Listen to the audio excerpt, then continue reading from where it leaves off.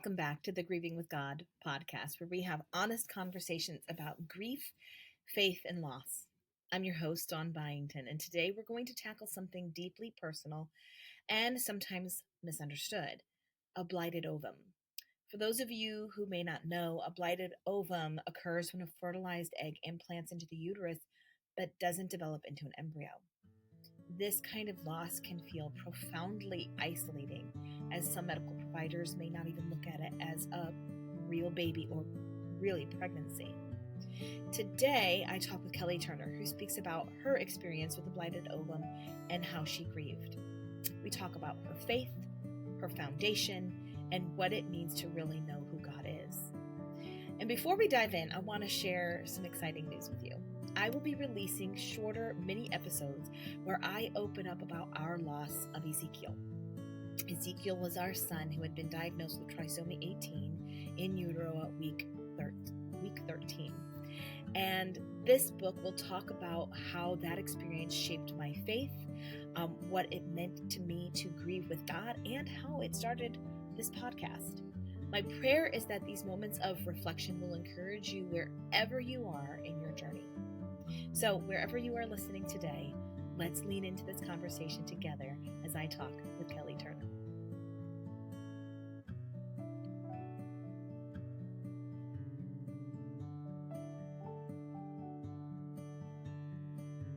Hi, and welcome to the Grieving with God podcast. I'm your host, Dawn Byington, and I'm so excited that you're here joining us today.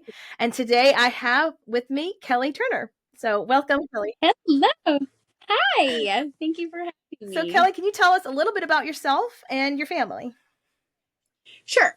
I'm Kelli, and I was born and raised in Michigan and moved around a lot in my 20s and my 30s. And when I was 30, I met my husband. He's originally from New York, but was working in Connecticut when I met him. And with my career was much easier to move than his, and so I moved here 15 years ago. Actually, our 15-year anniversary is this Friday, which is wild, just wild to me. So I'm 45. If anyone's wondering, that makes me 45.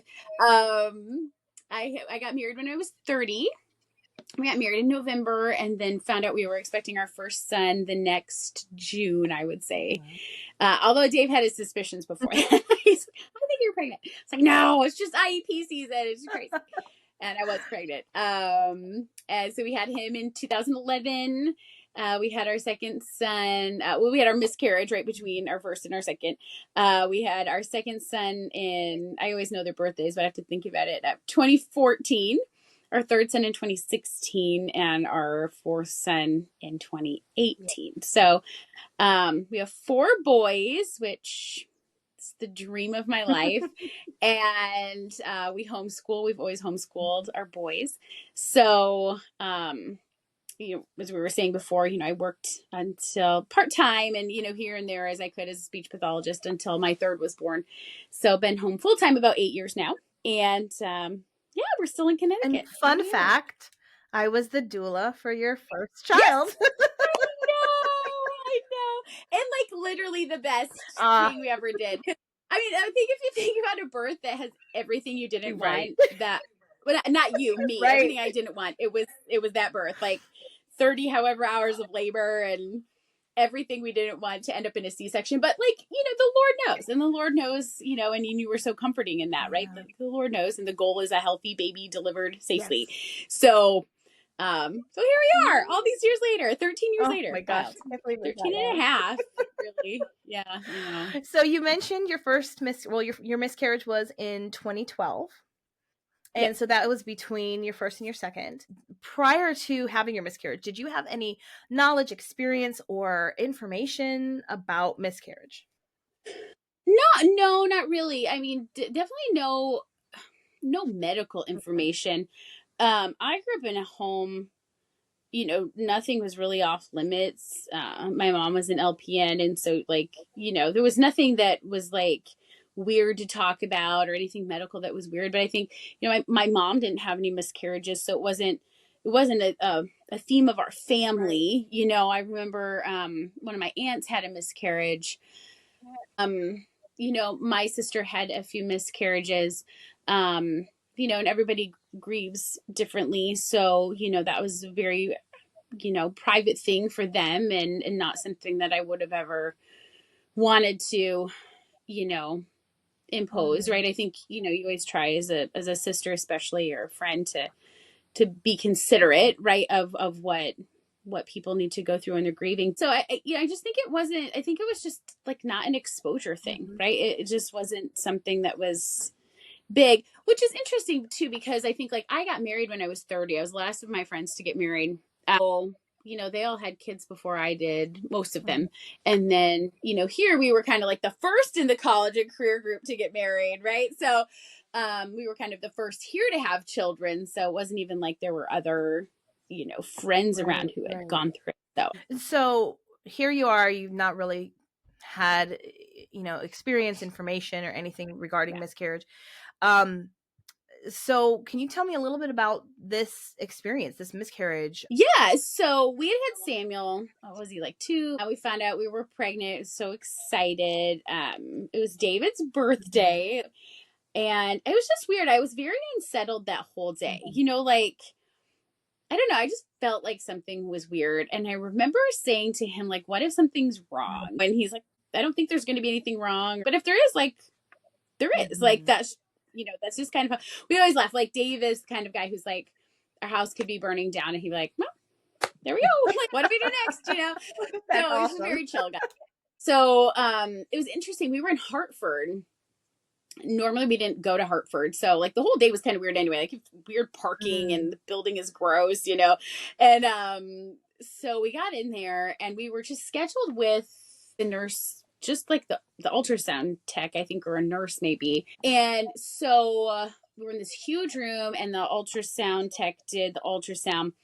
And I was big, like I was showing, and I was super sick, and like on the screen it was just, go ahead. How many weeks? I want to say it was around 7 or 8 at this point, maybe even a little more. But like, you could, like the ultrasound, I don't know the technical terms, like you see the black sac, right? And then you'd like normally see the baby in there. I was like, sac, and it was black, and like everything looks like an ultrasound should look, and I was like, I don't see a baby. Like, that's really weird. And like, she didn't say anything, and David and Samuel so excited, and so she just kind of left the room, and she's like, I'll send the doctor in. And I said to Dave, something's wrong. I said, we weren't scheduled with the doctor. Like, you don't send in the doctor, right, if you're not scheduled with the doctor, if something's not wrong. So the doctor came in and she explained that I had a blighted ovum, which, with my rudimentary understanding, is just, right, the sperm and the egg fertilize and a baby begins to grow, and then at some point the baby, does die. And but your body still thinks it's pregnant, so just kind of continues on its path. And she was just like very matter of fact. She was like, you have blighted ovum, like you're gonna need to do a DNC. And I was like, whoa back up for a minute. So we just kind of had to process this. And I remember both of us looking at her, and we had no idea even like medical wise what any of that meant, and we said, no, we're not going to do the DNC yet. We're going to go home and we're going to read about this. Then we're going to decide like what we're going to do. And she was very unhappy that we wouldn't just like sign the line and move along. And, we left and we read about it, and we read in some cases, very, very rare cases, a baby can hide behind severe scar tissue and not appear on an ultrasound, where it appears as if you have a blighted ovum, but the baby doesn't actually appear until like maybe 12 or 13 weeks, where you can actually see it. Well, as it is, my first C-section was a complete botch job. And I had a ton of external scarring. I had a lot of keloid scarring. I felt like I was 100, like I couldn't stand up straight because it was just, everything was so sewn incorrectly. So I said, it's very possible, right, that I have a baby that's hiding in me. And we were very unwilling to do a DNC until they could prove to me that I was in fact not pregnant. So as it was, David was leaving for India. Wow. Right. And so this went on for a few weeks, and this doctor was just madder and madder and madder at us. And scare tactics, all this, you're going to die, you're going to be septic, all of this kind of stuff. Mm-hmm. And I'm just very angry that I would not do this DNC. And I don't want to, I don't want to throw that doctor under the bus. She was very helpful to us in other circumstances, but it was just, it was just very interesting to me of how it was just like, this is what it is. And this is what it was done. Actually, you'll appreciate this. At one point, she got very mad at me and she said, stop talking about a baby. There was no baby here. Like, just have the DNC be done. So that was what I was going to ask you. Yes. Why? Yeah. Why is it important to you that Right. Yeah. we don't rush into the DNC? Whereas, okay, abortion rights, it's, so why was this important? Right. Yeah. And I think even with abortion rights, they're so, right, doctors are not God. Like, they can know a lot of things, and then you can have a perfectly viable child. And so that was really important to me, because she was not willing to like show me with numbers or anything, which I didn't find out until after the fact, when a Christian doctor helped us run some numbers, that I was in fact not pregnant. And he confirmed with great compassion and care that I wasn't, with data, and my body did start bleeding on its own. But so the Lord like really confirmed all of that. But to us, like, each life is sacred and precious. And and so I remember her saying, like, there's no baby, there never was a baby, like, just get this DNC and be done with it. Like, and like I said, like, really kind of like trying to scare me into thinking that I was going to die, which is just really, let me just take a side note, like, ironic, because I've had some friends who've sadly had some miscarriages lately, and the doctors have let them go for a much longer time than that she was to just like naturally miscarry. And so, I remember I stopped her at one point and I said, let me just ask you a question. I said, did the egg and the sperm unite? And she said, yes. And I said, then let's just make this very clear. There was a baby. And until someone can tell me that there is still not a baby hiding behind some scar tissue in me, I'm not willing to have a procedure that, would rip this baby out of my body. And so I think that was just so horrific to me to think about. Like, it was just like, there was no question, there was no talking about it. It was just, oh yeah, let me look at the screen, time for a DNC, Whereas we believe, I think it's very important to clarify too, that we believe life begins at conception. At the joining of the egg and the sperm, not as and some people do believe that it doesn't begin until that egg and sperm implant into the womb and then starts growing. Some people are like, well, that's when life begins. And some people are like, well, it doesn't begin until the heart starts beating. And so there's varying levels of when people believe life begins. But you and I, and a lot of people I know, believe that life begins at that conception. And so even without the egg implanted, whether it's an ectopic or a blighted, it's still, to us, a baby. It was a life that was created. Yeah. Yes. Because the DNA, right? The DNA has been constructed, right? That life has been made. And like I said, even this doctor helped us out in different ways. And so it's just interesting to me too. Like, how would that story have been different had it been a different doctor? Or I thought to say, could I see someone else? Right. So you did have, in the story you told me and gave me, you did have an opportunity to get a different doctor. I did. And so the next question is going to kind of lead into why and how you got a different doctor. But the question is, what was your church's response to your miscarriage? Yes. And I will say this just for the timing of, what is this, 2024? This is not the church we're at now. Okay. The church we're in now, I think, would handle this differently, as a corporate body, right? And so I think we're talking about church as a corporate body here. So I had mentioned my husband was in India. My mom had flown in, and she was also very worried about me and wanted me to, in her love, right, wanted me to have the DNC as well. I remember, like, it was like appointment after appointment. I was kind of pressing my luck here with this doctor. And I remember getting into the parking ramp at the hospital and just sitting there and sobbing. And I didn't feel alone. Like, I don't want to make, like, insinuate that I felt alone. I did not feel alone at all. David was in India, and I thought, I don't have anyone to talk to about this. Like, who is going to meet me where I am and see what I'm seeing and value this potential life that we don't know is there. Still, no one has told me is not there. Other than seeing it on a screen, I thought, what do I do? Like, who do I talk to about this? And so I thought, I'll call my church at the time. And so I called, and they answered the phone, the office, and the receptionist, and I explained, and I mean, it was clearly a wreck, and I said, I need to talk to somebody. And they said, I think it was a Friday. I don't know why I have Friday in my mind. Maybe it wasn't. But they were like, well, you need to make an appointment next week. And I was like, this is kind of an emergency. Like, I actually need to talk to somebody right now. And they're like, okay, like, again, you can make an appointment next week. And I just thought, I remember just being in disbelief of like, right? Like, and I mean, this is a topic for a whole different podcast, but I have so many issues with the American church, as a business, right? And not actually as the church that the God intended and that the Bible tells us the church is.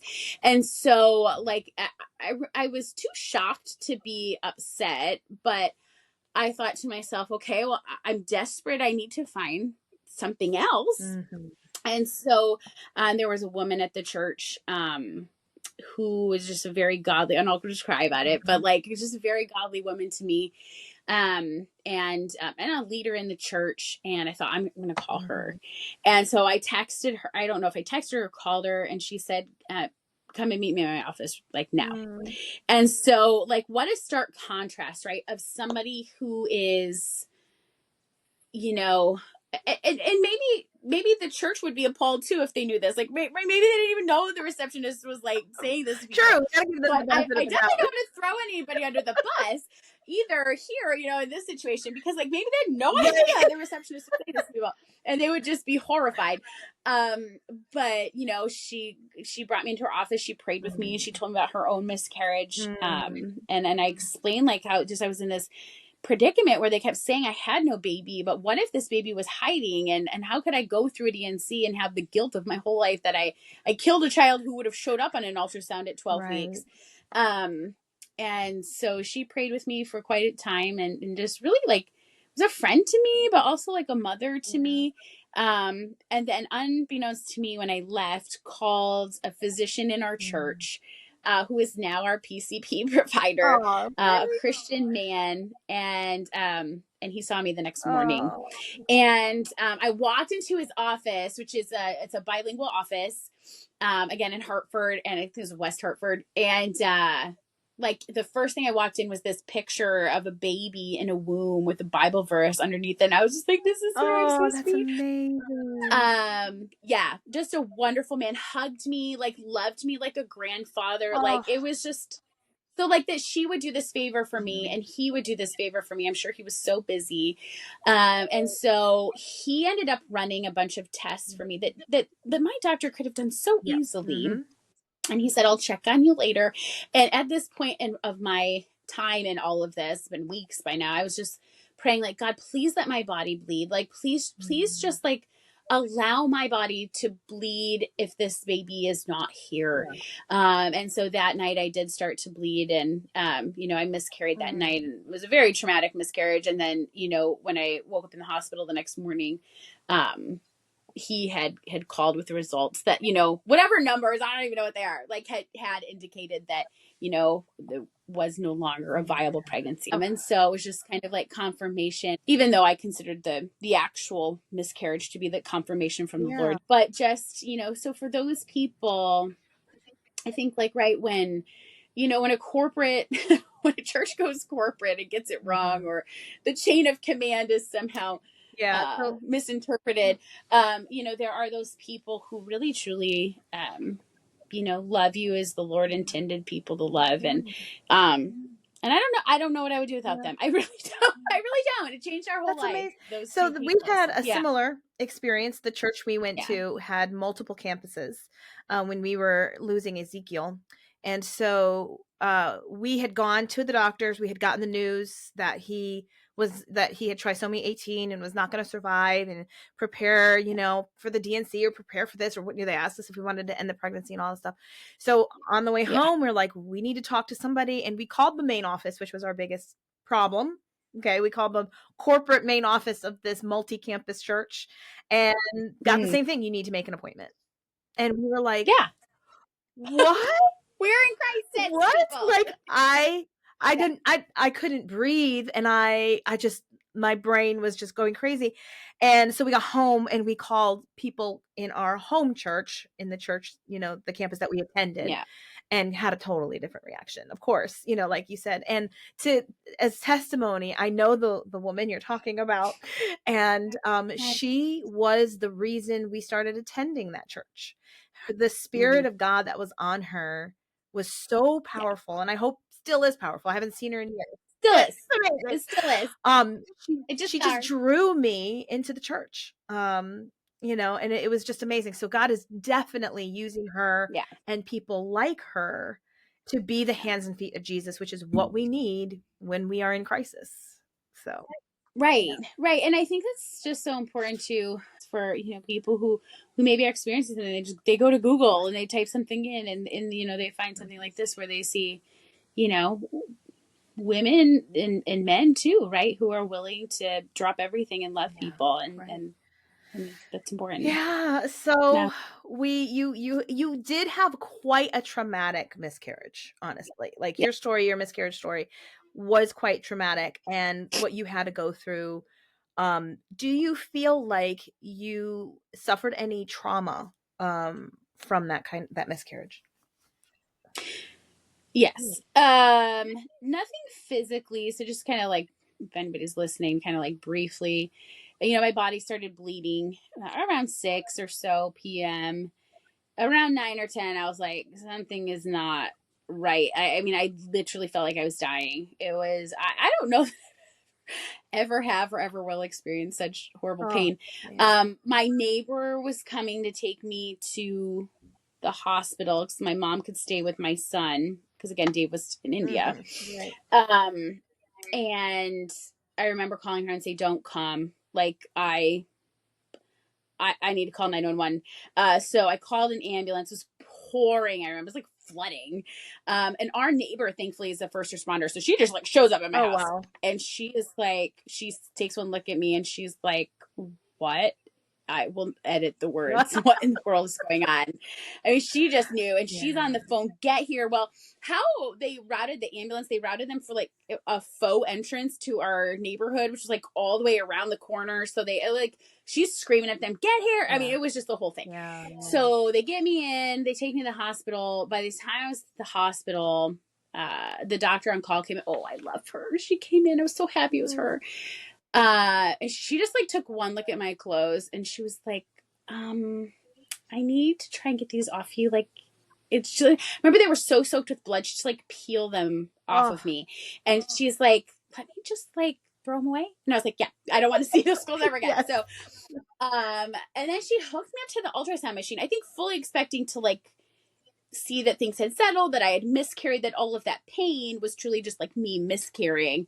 And it looked the exact same as it did like at my initial ultrasound where they diagnosed me. And she goes, oh my gosh. And so then she like flies into action because I'm losing all this blood. Then the anesthesiologist came in. She was horrible. She like refused to see me. And my doctor, who was a very young doctor at the time, took her out in the hallway. And I could hear they had some words. And the anesthesiologist came back in and intubated me and whatever, and then they took me off for the DNC. But and then they had thought I would need a blood transfusion because I had lost so much blood. So then that next morning when I woke up, when the doctor called to confirm that I had lost the baby, my numbers and such, they were all shocked that I didn't need a blood transfusion. So I just laughed. I was like, well, lifelong high iron levels, like good for me. So but I think actually, and we had a babysitter at the time who was amazing. She came and stayed with Samuel in the middle of the night because my mom did insist on coming and with me in the ambulance. But I remember like telling him, please, my baby is sleeping, like turn off the sirens, like I was just like, I just wanted to protect him from like waking up and like daddy is in India, and like mom is looks like she's dying. Gosh. Yeah. And so thankfully he slept through it, and we had the most wonderful, wonderful, wonderful babysitter in the whole world. For so many things I am indebted to her. She picked me up from the hospital, like with Samuel in the car. And but the trauma, I had actually, like, as traumatic as that was, like, I was so grateful, Dawn, that my body did that. Like, I was so grateful that I had that physical confirmation from nothing that any doctor could have done to me, right? Like, that my own body said, like, this baby's no longer here. That I was okay with that. It was just things that happened afterward. That were traumatic. There was just some other things that happened, and I ended up being left alone here, where I wasn't able to lift my 2-year-old. I wasn't, I remember I didn't know what to do. So I drove to church, talking about church again. It was a Sunday morning. Samuel was in the car because the person I took to the airport decided they were going to leave. And I thought, I can't lift him out of this car seat. I like, my DNC was like, they had to do so much scraping. They're like, don't lift him, don't do anything. I wasn't expecting to be alone. And so I drove to church, and I remember I went in and I got a deacon. He probably thinks I'm a whack job. And I was like, I need you to come get my baby out of the car for me. And so he walks out. I'm like, yep, I can't lift him. Like, so he got him out of the car. I walked him down to the childcare, which we never use childcare, but I was like, well, today we are. And I went and moved my car. He parked my car, and then I went in church into the service, and I cried the whole service. Yeah. And then I went and picked him up, and I thought, oh no, how am I going to do this? I saw the girl who I lived with when I moved here. Her husband at the time, or maybe they were engaged. I saw him walking, and I was like, can you come and put my son in my car and then follow me home and take him out for me? He's like, yes, like, God bless him. Right. So like, those two people kind of helped me. And then we just stayed home until Dave got home. I put like a little stool by his bed, and, he kind of had to be self-sufficient, but so it was just kind of that. I think just like, there wasn't trauma of the actual miscarriage or anything else. It was just kind of, Yeah. What about when you got pregnant with your third pregnancy with your second child? Was there any like nervousness, anxiety, or trauma-based reaction to getting pregnant again? No, no. So we kind of joked. So the doctor who was the one who ended up helping us, who was wonderful. We went back to see him, after the 6 weeks or whatever. And Dave was home then. And he had said, they had to do a lot of scraping. We'd like you to wait this long, this type of a thing. And so Dave and I kind of joked. We were like, so we know how this happened. But like, Samuel was a surprise. The baby we miscarried was a surprise. Like, we're gonna need a little like refresher course, like timing and how this all works.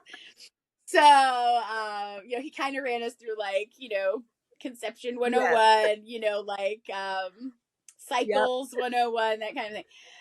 But still, all five, we say we have 4 here, 1 in heaven, like all 5 of our kids were surprised, like not one was planned. And so like, it just sort of happened naturally. Like when we were pregnant for Daniel, then we were elated, and wasn't like we tried again or had a schedule. We just kind of like, we waited. I don't think we were intimate probably the whole time they wanted us to wait, just because I was so nervous. Right. Like, oh, I don't want to like be pregnant.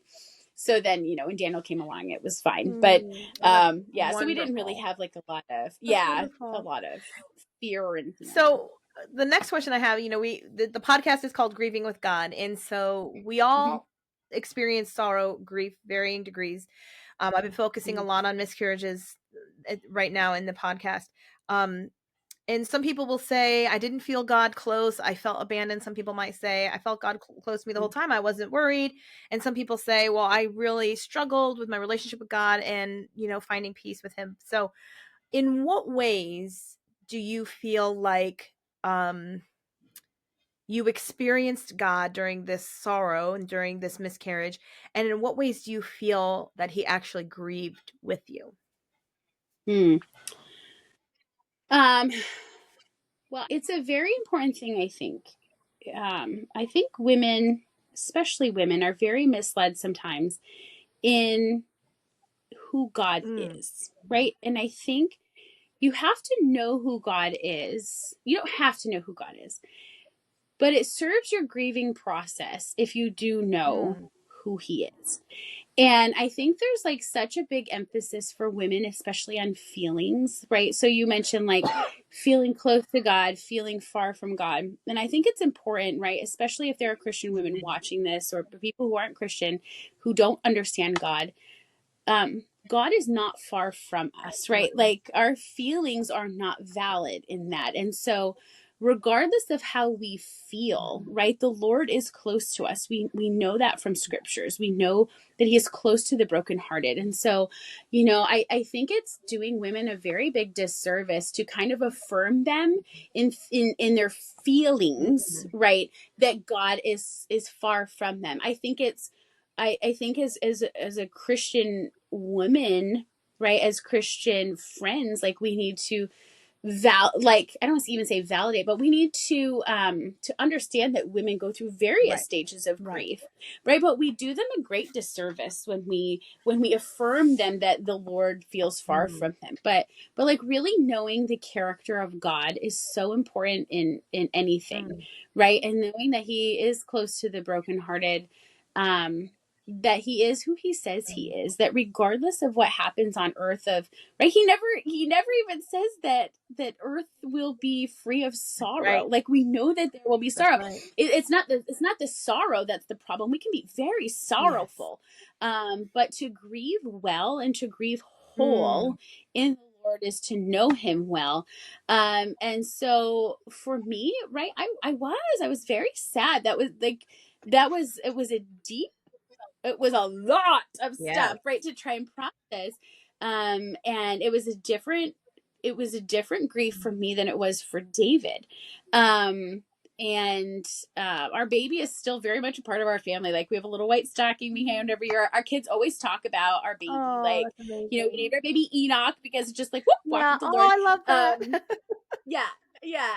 So, I think like really knowing who the Lord is, right? And counseling women well and reminding them that while they are filled with sorrow, right, they are not devoid of hope, right? And that the Lord will sustain them. The Lord will carry them through. And it's not a feeling, right? Like it is actually like relying on the promise of the Lord. And sadly, I think in every area of life, and I think this is something the Lord has grown me in tremendously, these past 6 years, right?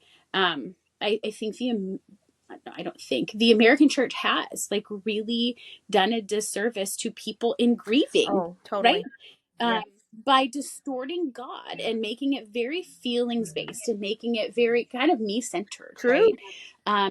Yeah, and you see women, you know, you see women who lose a child and who continue to walk faithfully, right? And who have no lack of sorrow, Yeah. no Yeah. lack of it.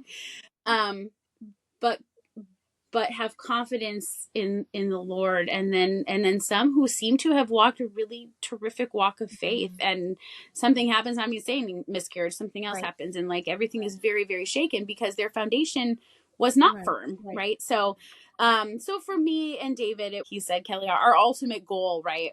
Our ultimate desire is that all of our children walk with the Lord and are in heaven with him someday. And this one, his exact words, I'll never forget. I'll be 80 years old. This one got a straight ticket, is what he said.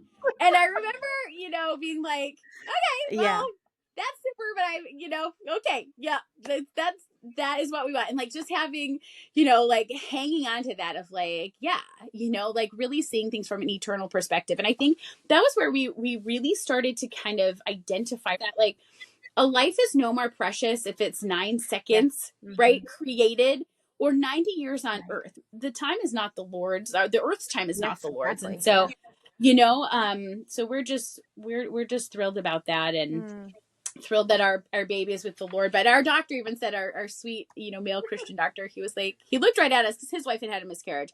And he said, let me tell you, you are going to grieve differently and longer than he will. And he said, and I was so thankful for this. He said, that doesn't make either of them wrong. Like, what a great, like, what a great counsel from a doctor. He said, it doesn't make either of them wrong. I think when it becomes wrong is when it becomes very me-centered and it's not rooted in the Lord and in his promises, and not even wrong, but like not helpful and misguided perspective. And that is, definitely men and women. And that's, of all the stories that women have told me, that's what we hear, is that men and women do grieve differently. Yeah. But to your thing, when we lost Ezekiel, or we were losing Ezekiel, we carried him 33 weeks. We had 20 weeks of carrying him and not knowing if today is going to be the Yeah. day he's going to go and see God. And so I had a very long time to process and experience Yeah. grief. And I will say, like, I got angry. And I think it scared me. Like, at first I was like, I can't be angry at God. But I kept going back to Job, and, yes, God can handle my anger. But what it showed me was, and I had a blog post at one point where I felt like that anger brought me to a table with God, where I was shown, even though it was, I pressed into God. So some women I've talked to are like, they pull away from God instead of pressing in. And I was pressing in because I wanted answers and I wanted, know things. But it really revealed to me the entitlement that was in my thought process. Not that I can't be angry. I could be angry. Something bad happened. I can be angry. But he did really weed out, like, oh, you are thinking about this wrong. And I think back to Job, because Job he expressed his feelings. He expressed what he was thinking, and he brought it to God, and God came to him and said, this is where you're wrong. This is where you're right. And are you God? Did you do this? Did you do that? But what I love about the story of Job, and I've mentioned this before, is that he was not a God who abandoned us. He was always there with Job. He was always there with us. But he's not a God who kind of stands up above us looking down in condemnation. He came down and he met Job where he was and talked to him. And I'm like, that is the God I serve. He is passionate about the people. He loves his people. He cares for them. He grieves with them. And when you look at the picture of Jesus, with Lazarus and the weeping, like, I do look at that and say, as sad as we might be, and as much hope as there is out there, there is hope. And that is what keeps us going. Honestly, it keeps us pressing into God, is that hope of, what's coming, the hope of him coming back. That it is okay to feel sad. It is okay to grieve. And it is, but, like, I totally agree with you that when we just validate the feeling and not the foundation, like, that's an issue. Yeah. Yeah. And I think, like in talking about that story of Job, when Satan asked permission of the Lord, right? The Lord was in control of all of that. Like, still, even though all those bad things happened to Job, right? The Lord gave permission for that, and he allowed for that. And so, right.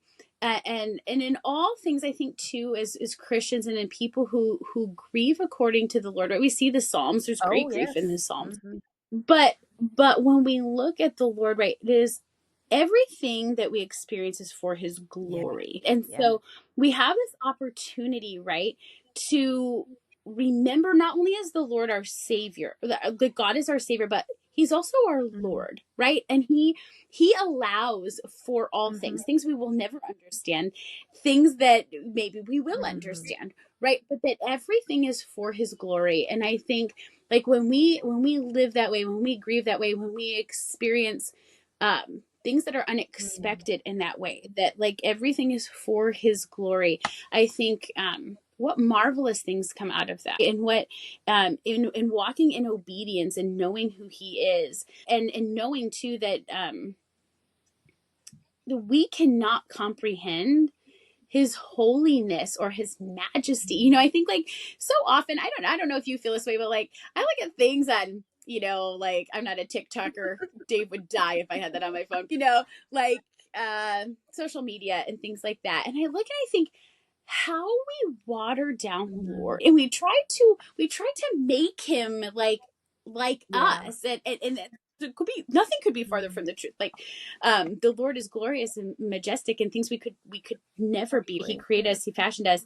And so I just think, like, walking in that that vision of, right, that everything that we walk through is according to his purpose and for his glory. Even though it may grieve us or pain be such pain for us. I think too, like one of my kids the other day was thinking about eternity, and he's like, Mom, he's like, it doesn't end. Like, did you ever think about that? And I was like, yeah, like it's kind of mind blowing, right? And we have just like this, I don't know, this what would it be, nearsightedness, where we feel like this life is so long, and it's really just, it's just chaff. Like it is so short. And I think like, and this is not our home either. And so, right, that we don't, right, that we don't lose that vision that we are being sanctified for, right, for the end goal for eternity, for these small moments, like, and again, they feel big to us, but these small moments of places where the Lord can be glorified. And so, and again, I wouldn't have said that maybe when I was 24 years old. Right. Like there's just the sanctification that the Lord does. And I think it's just a beautiful thing. Absolutely. Yeah. Well, Kelli, thank you so much for sharing your story with us today. Yeah. And sharing with us, how to grieve well, knowing God well. I like that. Knowing you got to know God well. I think that's what you said, to be able to grieve well. Having that. Yeah. And if I can say one more thing about that, just because I think it's important to say that, right? Like you can't love the Lord well, like through what you see on Instagram or through Facebook, or like you have to be in his word. Like you really truly have to be in his word. You have to know who he is, so that when those feelings creep up, because they all do, right? I think it's like, it's in Titus, and I'd have to pull it up, but I think it's in Titus where it talks about like, the woman who is not in the word, right? Like things enter her household and carry her away, And so how important it is for us as women, for us as mothers, right? That we just don't stand idly by, like that we actually know our word, so that when these difficulties come up with our children, or our children that were meant to be, or our husbands, or death, or our parents, right? Like that we can stand and say, regardless of what is happening around me, like I know that this is the Lord, right? And I know that this is who the Lord says he is, and I know that this is my response to the Lord because I've read his word. And Samuel asked me the other day, he's like, Mom, like when did you like really start learning about your Bible? I said, honestly, when I had you. Like I've been a Christian my whole life. I can honestly say I've loved the Lord my whole life. But when I had you, and I realized I had to answer your questions about the Lord, and I had to parent you in the Lord, I realized I had a lot that I had to learn. And then we had our 4 children. It was when I had our 4th, it was 40. And I was like, I've never read my Bible the whole way through ever, cover to cover. And so when I nursed him, I had like my little earbud in play, and I would listen. I had this Bible reading app that would like play what was supposed to play for the day, so I didn't have to start or stop anything. I just press play and like nurse them and put them in a script. And I listened to my whole Bible, and it changed my life, right? And then we got in a Bible teaching church, and we do the National Bible Bee and all these things where like I'm like teaching my kids, and I'm learning, and I think like how much better my life is, right? And so I think about like if there are women right now who are struggling with emotions, or kind of like feeling like they're getting tossed to and fro. And I'm not saying I don't have that. Like, we all have that, but like where you can go to your word and say like, this is my firm foundation, and I know this, right? And I'm not getting it from another source. I'm not getting it from a watered down source. I'm not getting it from an unreliable source, because plenty of things. Like I know this for a fact. So anyway, I just think that's very important, especially for a woman who's grieving or who's not grieving, right? To have that firm foundation. And not cherry picking verses, like reading books of the Bible, like getting it in context, getting it as a whole. I did a challenge last year, 2 years ago. I did a 30-day challenge. I read the whole Bible in 30 days. That's awesome. It was life-changing, definitely, because you can't do anything else in the day. It's 4 to 6 hours of listening every day. I was going to ask you how long it took you. That's it's about cool. 4 to 6 hours of listening. And so like I'm painting sets for theater, and I'm doing laundry and cooking dishes, and I'm listening. And there was like I remember stopping at one time going, wait, what? Abraham had an army? I know. Like what? Yes, there's things that like pop out that you just think, oh my gosh. Like I didn't know. Like it's living and active, right? You could listen to it again like the next 30 days and it was amazing. So definitely, and yes, and not on social media is they do not have the corner on God. I mean, really, they don't. No, sometimes I find myself, I'll screenshot things that people post and then I rewrite them. And I fixed it, just because I think it's so important, right? There's a lot of teens and youths, and it's important. I think this vision, right, that is in the Bible of older women instructing the younger women. I'm not that old. I'm only 45. But I think that there are godly women in my life who've instructed me, and peers who've instructed me, and even things I've learned from younger women. But to be able to, right, instruct these girls, especially these young girls who are going to become wives and mothers, right? And who are going to go through these things that we have gone through, and to be able to, right, guide them in ways that the baby I didn't have at the time. And I do think that is what Christ's vision was for the church. That we instruct each other, we encourage each other, we help each other find that foundation. Yeah. I think it's so very, very important. And being people who are in love, right, able to instruct and remind. Was Proverbs, right? It says the person who does, I'm paraphrasing, but the person who doesn't accept discipline is stupid. Basically, I think that but yes. But also being mature enough to say, wow, right, maybe this isn't what I wanted to hear. But then again, it also goes back to knowing the word yourself, because, right, there are wolves in sheep's clothing who maybe say things to you that seem good, but to be able to take wisdom from someone trusted and someone who also knows their Bible, and to sit with that with the Lord and put that through his lens, and then apply that to your life if it is applicable. So wonderful to have that kind of encouragement in life. So, well, again, thank you so much for coming. Yeah, you're welcome. We could talk all night about Bible things and God, so great. Thank you for being with us today. I appreciate it. Thank you for joining this week for today's episode of Grieving with God. I hope this conversation reminded you that even in the hardest moments, God's word is a great foundation that we can stand on. If this episode spoke with you, I'd love if you could take a moment to subscribe either to our YouTube channel or to our podcasts. Leave a review and share this podcast with someone who might need it. Your review, your feedback, and sharing not only means the world to me, but it can also help others find this space of comfort and hope. I'm also very excited to share with you news about my book, Ezekiel's Star, which should be releasing soon. It's a deeply personal reflection of our journey of loss, and I will be posting updates on our social media and here on future episodes. I look forward to seeing you next time on Grieving with God.